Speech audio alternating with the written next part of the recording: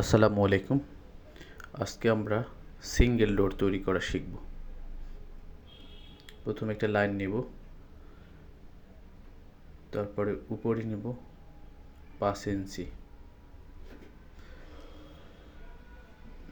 ডান দিকে নেব 2 ইঞ্চি, একটু বড় করে 2 ইঞ্চি, আবার নিচে নেব 2 ইঞ্চি, আবার ডান দিকে নেব 2 ইঞ্চি, আবার নিচে নেব 1 ইঞ্চি, আবার 3 ইঞ্চি, আবার নেব 3 ইঞ্চি, মিলিয়ে দেব।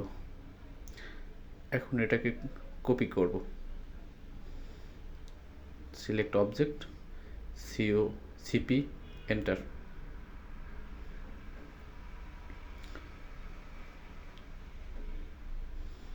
তিন ফিটের মতো দূরে নেব। এখন লাইন থেকে একটা লাইন দিয়ে অ্যালাইনমেন্ট করে নেব। তারপর আবার লাইন থেকে উপরে নেব 7 ফিট।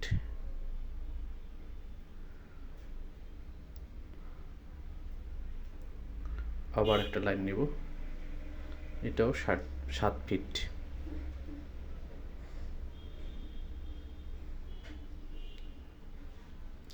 সার্কেল নিব,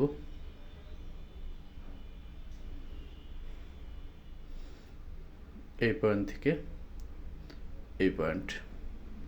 এখন ট্রিম করে দিব, TR ডাবল এন্টার। এটা কেটে ফেলবো, উপরের বাড়তি অংশ কেটে ফেলবো, এতটুকু কেটে ফেলবো,